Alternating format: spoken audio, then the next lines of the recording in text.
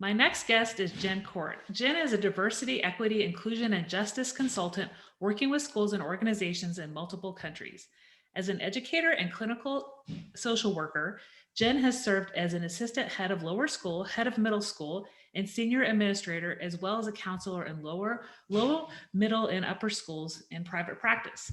As the founder of Jen Court Consulting, Jen works with groups to create sustainable and systematic change and to live out their missions regarding diversity and inclusion. Her goal is to create spaces where students and all community members can be seen and heard while learning to be visible and use their voices in productive ways. Jen has presented at national conferences, hosts a diversity institute, is a frequent contributor to publications, and her work has been quoted in the Washington Post and New York Times. Jen is also the host of an internationally syndicated podcast called The Third Space with Jen Court. Welcome to the podcast, Jen. Thank you so much. It's so fun to be on this side of the mic. Well, thanks for joining me today. And as I start out with everybody, we talked a little bit in the pre-chat. You said that you have several times when you were in the trenches and managed to crawl out. So tell me a little bit about some of these stories and what you learned from them. Yeah, I think the challenge is to narrow it down because I have so many. So one that I've actually talked about a little bit in a couple of workshops recently because it was really pivotal for me was when I was a principal of a middle school. And I had a student who I had been the assistant principal when he was in elementary school. And we had student interns from Gallaudet, the University for the Deaf. And they taught us a hand motion that's like a Y with your thumb and your finger, and it's back and forth, and it's just to kind of say like, I see you, I'm here, we're in a moment together. And so when he came to middle school, he still did that with me. And I entered the hallway, the 8th grade hallway, and I could see him at the other end of the hallway. I could tell something had happened by his face. He just looked very tense, but he did the hand motion and they all went to class. And I looked at his class, he looked really engaged. And then I saw him at lunch and I asked him how he was and he said, fine. And I said, good, I have a meeting to go to. So the next day before school opened, and I don't know if anyone else has had this experience where you walk in the building and you can just feel the energy of somebody. And I could feel his mom and his energy. And she was furious with me. And they came in my office and she said, look, my son had a racist incident happen to him yesterday. You saw it. You did nothing. You asked him if he was okay at lunch. He said, yeah. And you were like, good, I have a meeting to go to. And she was wildly, deeply, profoundly, and understandably upset. And everything she said was true. Every bit of that is what happened.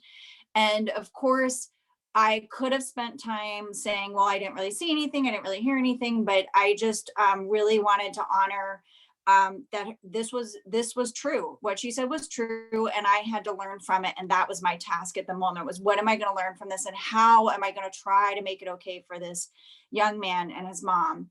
And we talked for a while. And we came up with a bunch of things. And one of the things that he and I talked about was I said, I did see you and I could tell something happened, but I didn't know what it was and I missed something. And so I came up with a strategy that it's one of my top 5 strategies that I tell teachers all the time, or suggest to teachers all the time, to tell your students, when you think I heard or saw something and you didn't hear or see me respond, I need you to, and then you fill in the rest of the sentence with what you need them to do. And I would urge teachers though, if you want them to talk to you, please don't limit it to that because that's often hard. So in my case, at that time I said to my students, like, if you think I heard or saw something, you didn't see me respond, I'm hoping you'll tell me, but if not, here are 10 other people you can tell, and please ask them to tell me. Because sometimes we see and hear things and we don't want to respond, or we don't feel we're able to. And a lot of times we don't understand the significance that it happened in that moment. And so I want students to be in partnership with me in those moments and hopefully with the adults in their lives. And it was an excruciating situation for him and for his mom. And even talking about it now, I can feel like my heart going a little faster because I was in a situation where a very painful moment happened and I did nothing about it at the time. So it stuck with me. It's probably 8 or 9 years ago, and I still can go right back to that moment. And I pray that he can't go back to that moment as easily as I can. I'm hoping he was able to move through that and feel supported in other ways.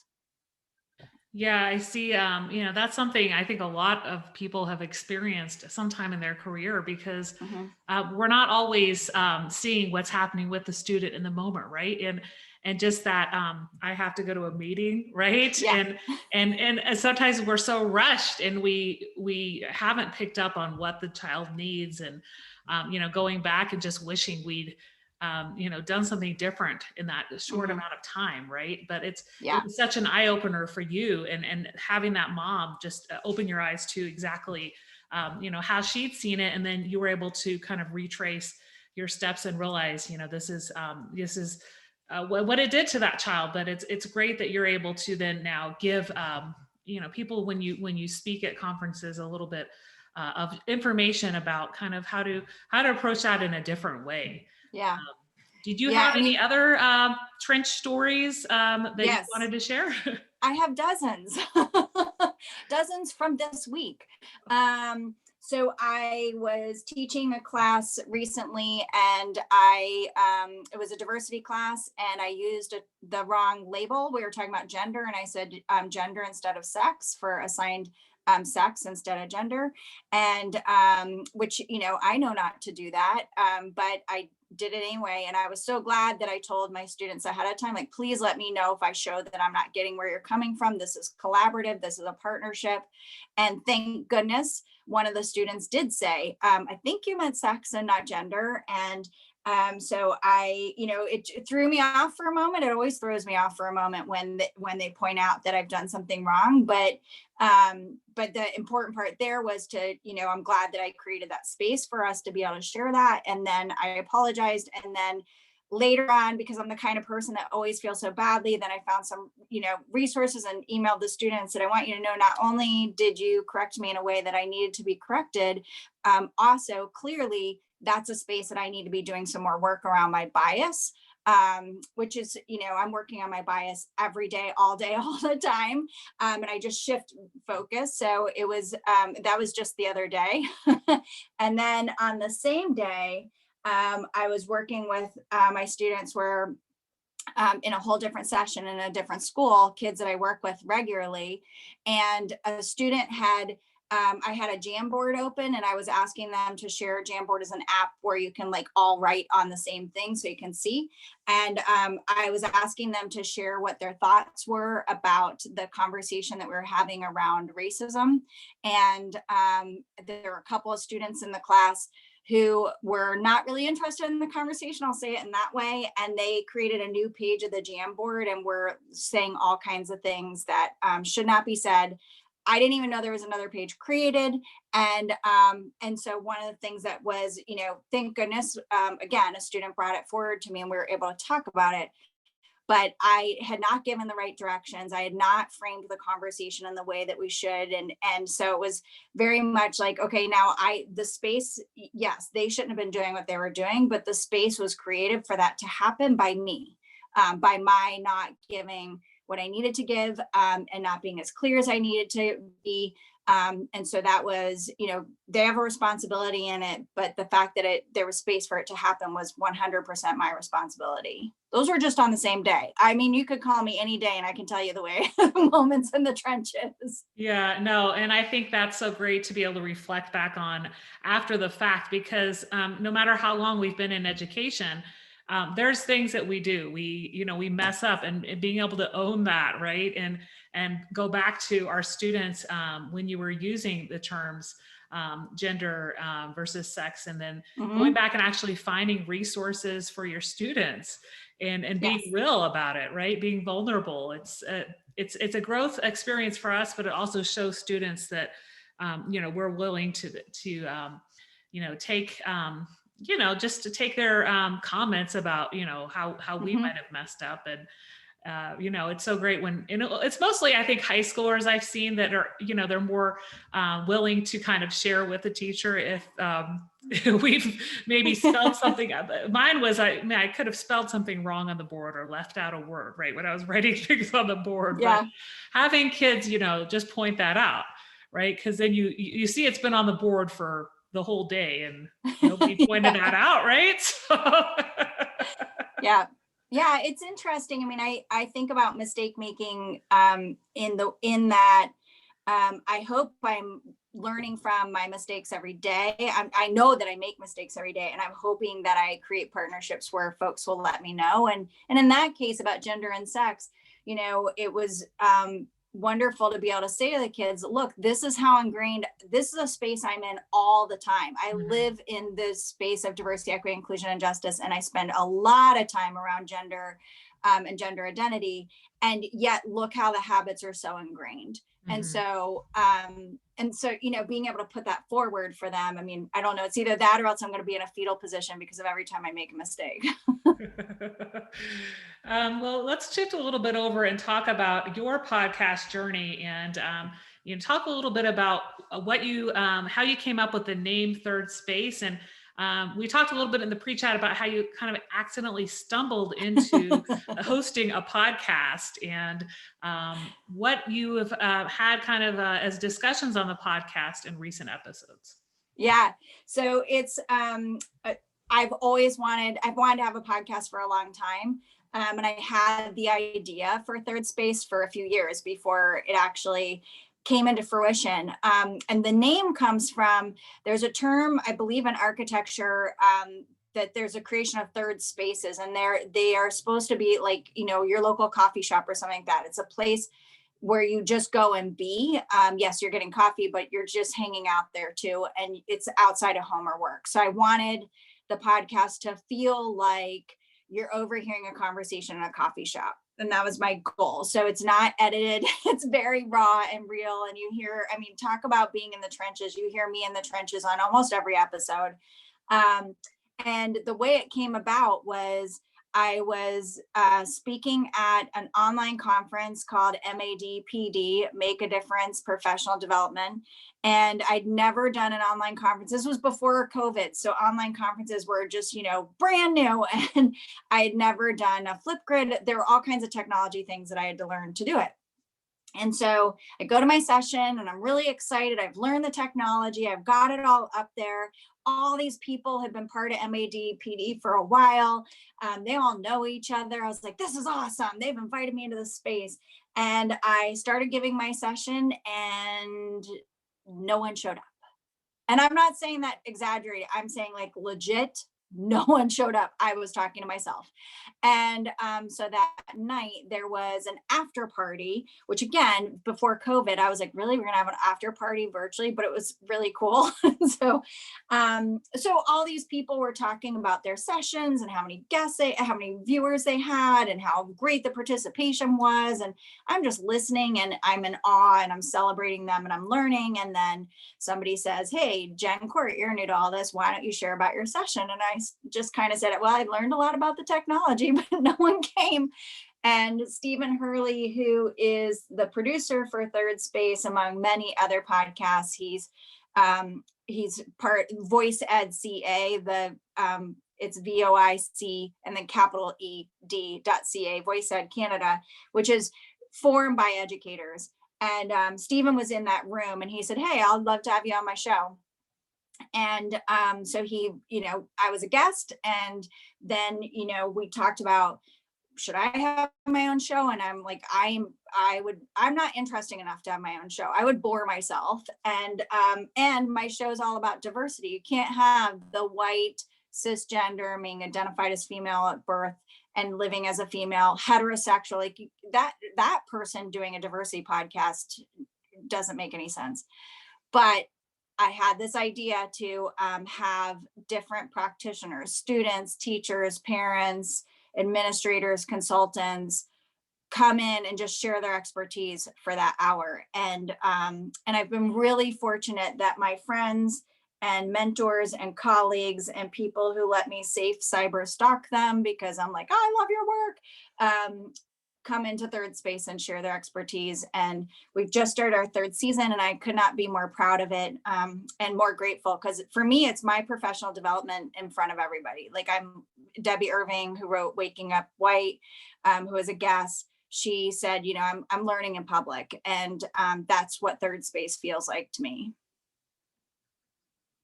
Yeah, that's so just inspiring how that kind of happened, right? And just going to that happy hour in, in a time where online conferences and online happy hours weren't a thing, and then just stumbling into your now producer kind of in this online happy hour, right? And just realizing that you might not quote unquote be the expert on diversity at the time, but bringing in people and having those conversations to now be in your third season. So Yeah. and that's, I think how a lot of us podcasters develop. We bring in people. We like. I would agree. I think that's my PD this year is talking to the guests and learning from the guests and some of these online conferences as well. But just kind of debriefing like what you guys. For example, had at AMLE. And Yeah. let's kind of jump to that because we both attended and presented at AMLE that was in October. Mhm. But you present every year at AMLE and you write a lot. So talk a little bit about kind of how long you've been involved with AMLE and what sort of articles that you write for them and what kind of sessions you had at this year's conference. Yeah. So for those who don't know what AMLE is, it's the Association of Middle Level Educators. And I have been a member off and on since its first iteration, so many, many years ago. And then when I was a middle school principal, of course, for me, it wasn't, of course, to be a member. And then since I've started consulting for the last few years, I have had the privilege of being accepted, my proposals being accepted to offer sessions. And that's always a thrill. I mean, there's just something really different when you're with a whole bunch of middle school educators. I mean, we are a weird, fabulously weird group of people, and I love that when we're there, we just get to be that, and everyone's like, oh, I get that.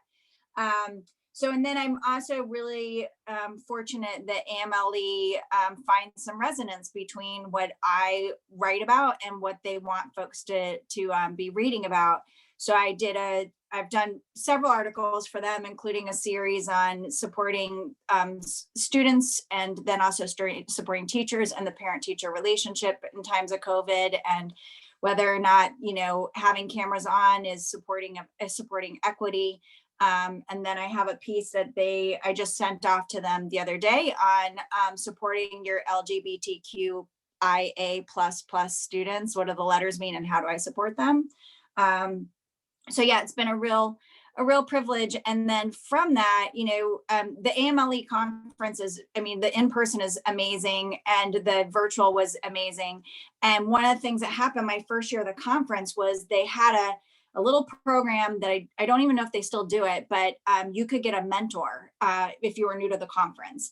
And my mentor was Paul Meck. I asked for one. I'm always wanting to learn, and I know what I don't know. And my mentor was Paul Meck, who's just a phenomenal educator and deeply involved in middle school work. And he's on the board of the PAMLE, the Pennsylvania Association of Middle Level Educators, and asked me to join them. And so I'm really, it's just fun, and we get to talk about middle school stuff all the time. And we actually have our conference coming up. We're opening up our conference to anyone in the world who wants to attend. We've got some great sessions already with people who are going to present, and it's February 27th to 28th, and it's just at pamle.org. You can register. It's really inexpensive. I mean, we are making it so inexpensive that, it's like $60 for 3 days of 2.5 days of really rich content. So it's been a lot of fun, and I missed being in person this year because it's a conference that I look forward to. I feel like it's just, it's my tribe. Yeah, and I think once you find that group of people, right, and like-minded professionals that are in an organization, then you keep going back. I mean, there's several local Mhm. conferences I keep going back to and speaking at every year. And this is the first time that I'd spoken at AMLE because it was a little bit more open 2 more sessions with the online format. And, hopefully in a year, I'll be able to go in person there. But, Yeah. I think just taking, that into the local conference as well. And as you said, like, I think it's really a great opportunity that, people can attend now with virtual Hmm. conferences in any state. And, I reached out to a friend about presenting at a Colorado conference that we're also having in February for the World Language Teachers Association, somebody that lives in another state. So, it's a good opportunity to bring people in that you wouldn't, at other times you would have to have them fly in, right? So, Yeah. Yeah. Well, but, my AMLE sessions, I don't know if they were there in person for mhm, the first one, but I had emails from a few people from several countries saying that they had listened to the recording of them, and I think that's just fabulous. It's one, I mean, I just always try to find the good in everything, and one of the good things about all of this is that we've been able to connect in a different way and share yeah. resources in a different way, and I think that's really powerful. Yeah, yeah. And you spoke a little bit about Rosalind Wiseman, who had a keynote at AMLE, and Yeah. tell me how you're connected with her and some of her work. So I wasn't familiar with her before you'd spoken about her. Yeah, Rosalind is we've known each other. We met, I don't know, I'm gonna say like over 20 years ago. Neither of us were moms, and our oldest Mhm. kids are in college now. Um, and she and I, I've just been following her work. Her work is amazing. She's the co-founder of Cultures of Dignity, and they really produce great content around how we help kids to live within dignity and have dignity in their relationships and advisory work. And Rosalind was a guest a couple of times on Third Space, including the first opening the series conversation with her intern, Trey Garnett. And when we were at AMLE, she was a keynote speaker. And so I just texted her and said, do you want to, let's just catch up. And Mhm. so we, got to hang out and catch up and share where we both were. And we were looking for ways that we could kind of work together, and did a little bit of work around supporting conversations around the election together. But she is a phenomenal writer and speaker, and I admire her a lot, and she's just really authentic and really willing to learn in public. I always appreciate people who make it look so easy. And I'm fortunate that we're friends, and it's been a lot of fun to watch her growth. Because I remember from before she wrote Queen Bees and Wannabes, and then Mhm. all the work she's done since. I'm very happy for her, and I'm happy that the world gets to hear her. Yeah, and seeing that growth over that many years, right? And Hmm. Yeah. keeping in touch, and hearing her speak, it's I'm sure it makes you feel proud. I wanted to highlight a little bit about just some of your work in helping students who, are suffering inequities, because we have so many systems in schools that Yeah. keep inequity in place. And, we've started to think about it more this year, and this has been on our radar for years, but, Yeah. talk a little bit about how educators can just make things more equitable for students, no matter what the demographics of their district is. And the voices of the unheard, you've also told me Mhm. you wanted to highlight in, what are some of those unheard students? Yeah, I mean, I think it's your podcast is such a great vehicle for this conversation, for so many reasons. And one of which is that I think one of the ways in which we can break down those systems is for adults to become much more comfortable learning from their mistakes and inviting students to tell us, because we're in this really unique time in history where kids have a lot more language around diversity, equity, inclusion, and justice than many adults. And many adults have more experience than many kids. And so we're at this point where we really, I think we need to say to our students, like, I didn't talk about this when I was your age, and so I'm learning, and I'm going to learn with you and from you, and I'm going to make some mistakes, and let's talk about how we respond to mistakes in each other. I think that's really important and cannot be overstated, because there's so many terms and understandings around this that many of us didn't have or hear about, that are just very ingrained for them. So my work is really focused on first of all, working with the individuals in a school, so the teachers, parents, administrators, and students, and more. But then also looking at what are the systems you have in your school that are continuing to hold inequities in place. And so when I'm working with a school long term and we're really diving deep into looking at their structures, we can frequently look back to what they had done, the work they had done, and most of it is from teacher to student. That's the genesis of the professional development. And so that's great, but it's not going to help if we haven't also done our own work. I mean, I can't interrupt bias between my students if I'm not examining my own bias. I mean, I think that's a really impossible task to do in a sustainable way, and in a way that is authentic and rings true for our students. So then it's really looking at what all do we need to do? Do your policies reflect your commitment to equity, diversity, inclusion, and justice? Do your practices reflect your policies? Do your hiring goals match your diversity goals?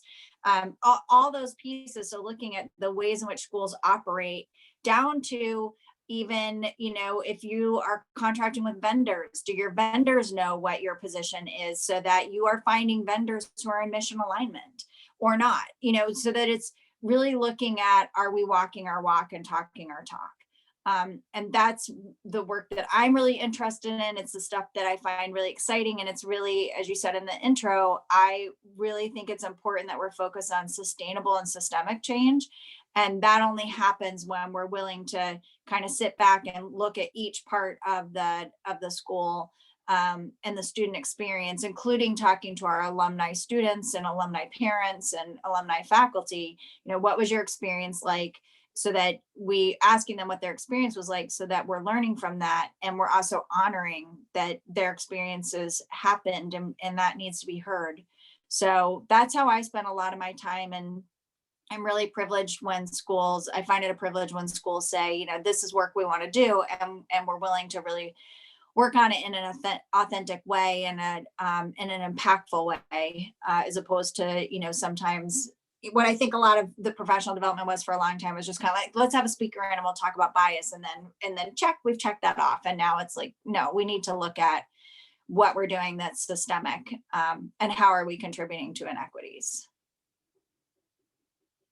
Yeah, and I think you had so many great points there, and especially that part about bringing in those alumni, students, parents, and staff. I love that. I mean, to have those people examine what the experience was like for them, and and even maybe an alumni staff really kind of diving into maybe some of the mistakes that they made or what they've learned over the Yeah. years since they worked at that particular institution. And like you're saying, it is something that needs to be sustainable and systemic change.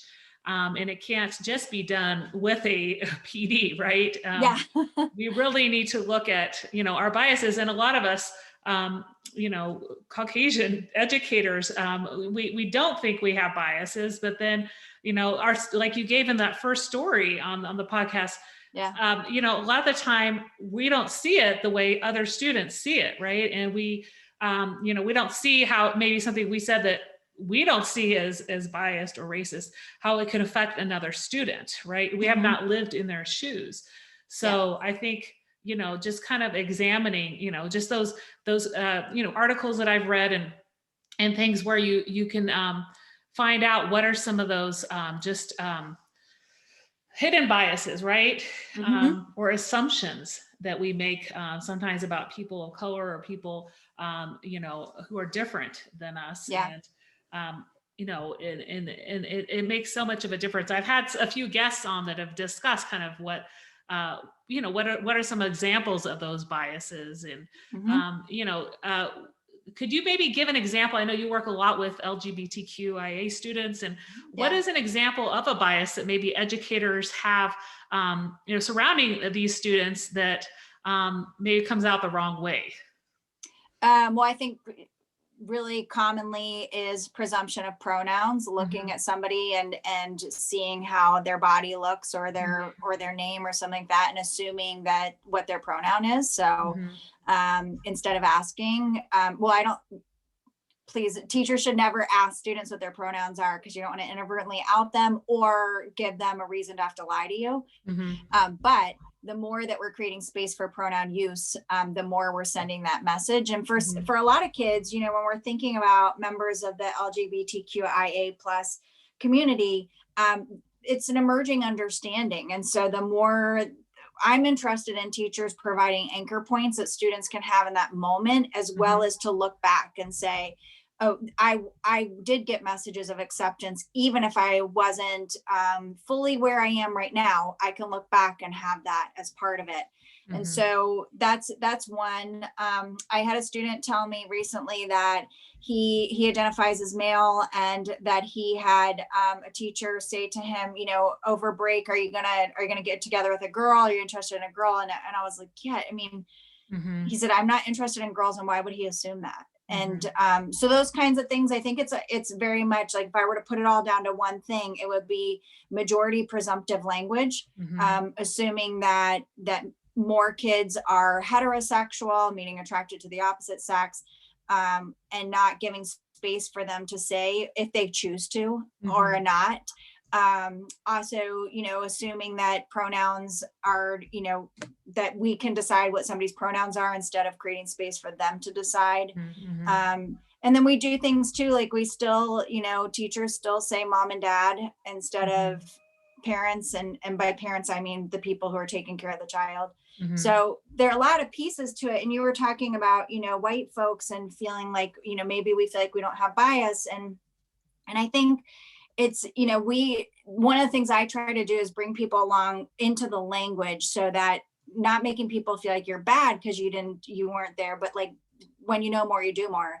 And, many of us were raised and educated that as educators, that if we loved the kids, then we were being anti-bias. And also that, as white people, we're not supposed to talk about race because we're going to mess it up.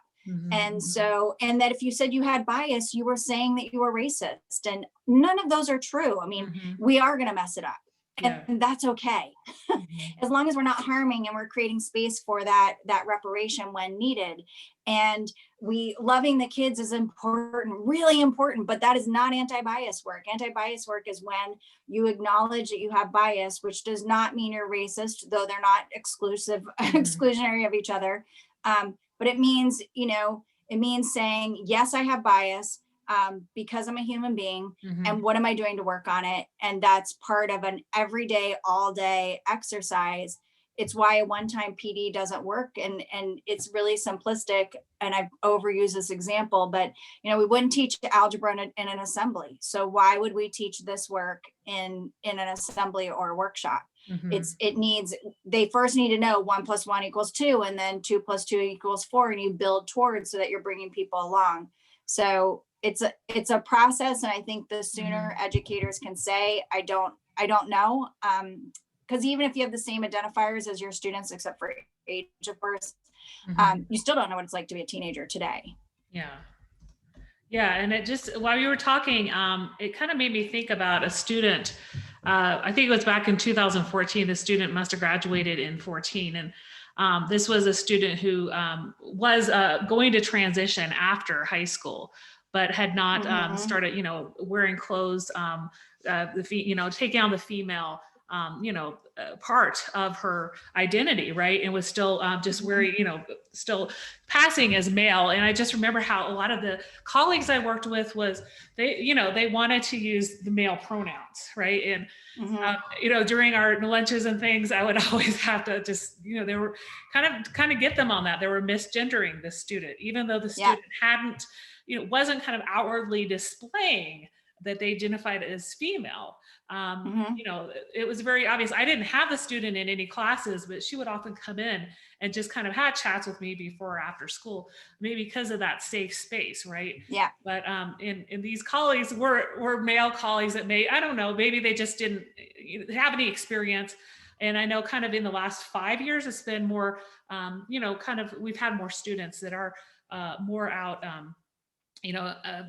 with transitioning and things. And I just, I know that this is still kind of an issue in some schools where, you do have some colleagues that are using the correct pronouns and some colleagues that aren't. And Yeah. I did see it was one of those lightning sessions at AMLE. There was a educator who talked about non-binary students Hmm.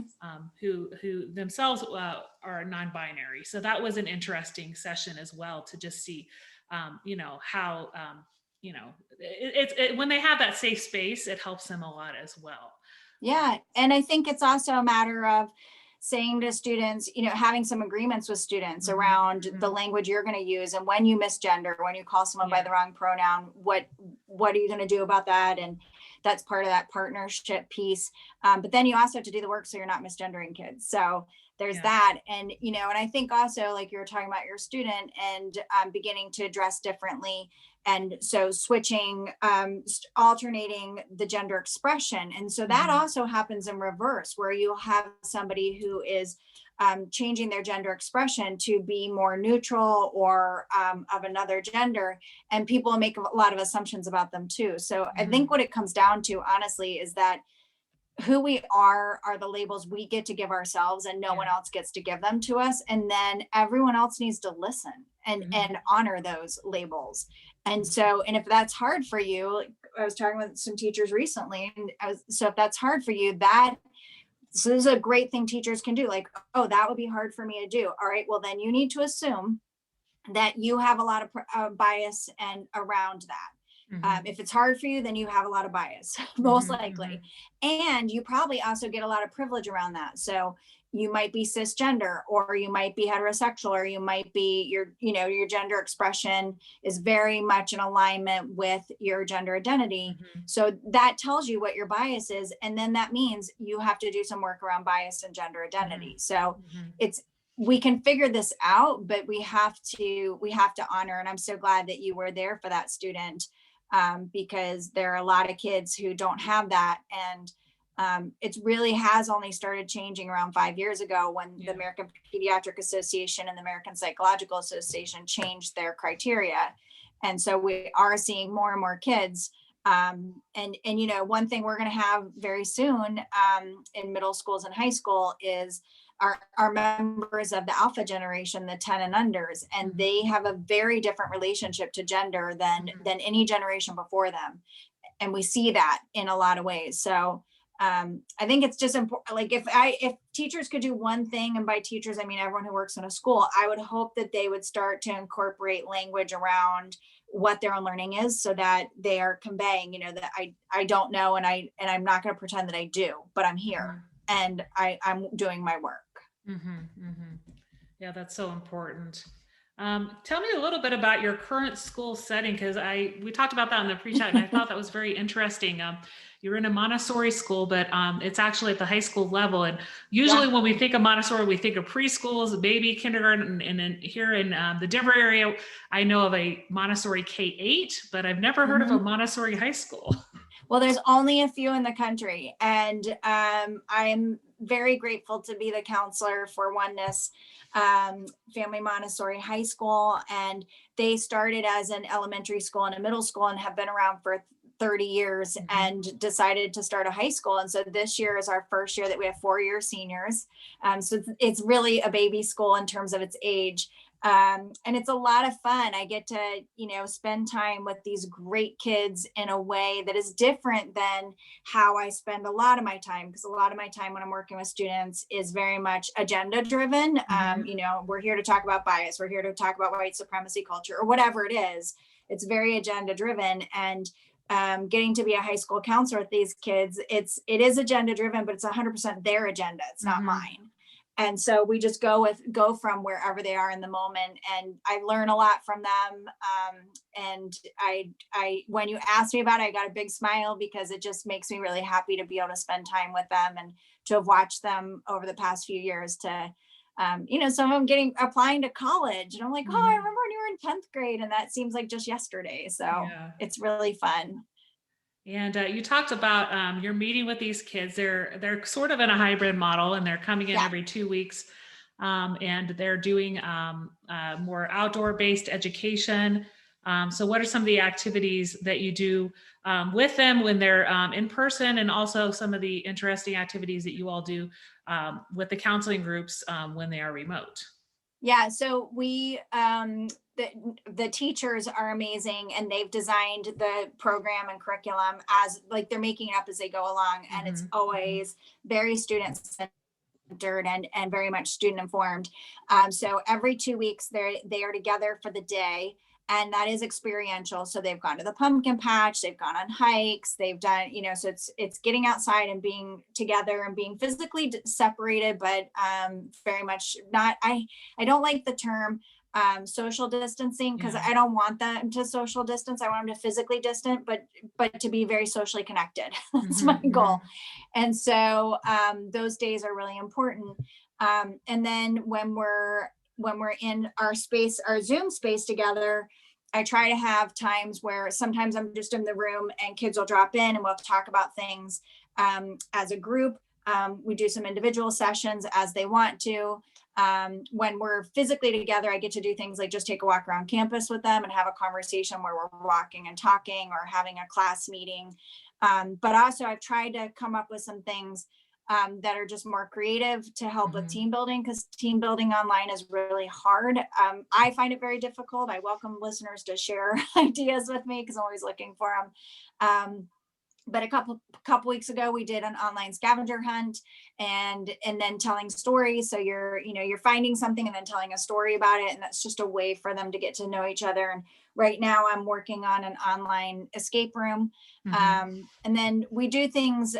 I thought it was really cool. We had project week this week where every student and teacher presents for an hour on something that they're really interested in. It could be about their Mhm. curriculum, their content. It could be about something else. We had students who present on activism and CGI work, and I did mine on diversity, equity, inclusion, and justice, and then that's going to come into my weekly session. We're going to unpack that further so we can spend more time talking about it. But it's a lot of fun, and they're really neat kids, and I'm honored that they trust me in their space and that the Mhm. school continues to have me there.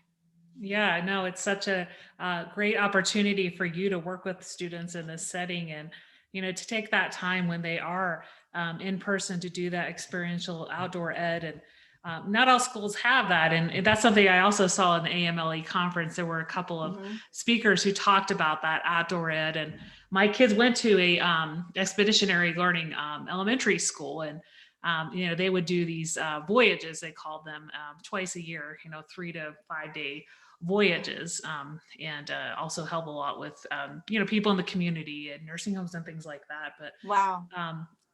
I don't think they're really able to do much of that this year. But it's great to hear how you guys are just kind of exploring nature and making those connections right when you are in person. So.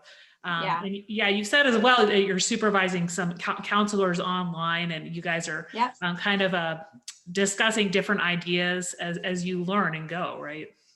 Yeah, absolutely. I haven't been, well, until I went back to Oneness, I hadn't been a counselor in a while. Mhm, mhm, Though I've always been involved in the counseling field, and thankfully so. I've supervised counselors for many years, and right now the counselors that I'm working with, we are spending a lot of time just thinking creatively. And one of the cool things, one of the neat things, is that we're able to connect so much more, as we we're talking about with conferences, mhm, so that we can also just, there's less of a kind of proprietary nature to the thinking. And since we're all new in this, just posting a question to other counselors saying, mhm, how are you dealing with confidentiality online, or how are mhm, you doing team building things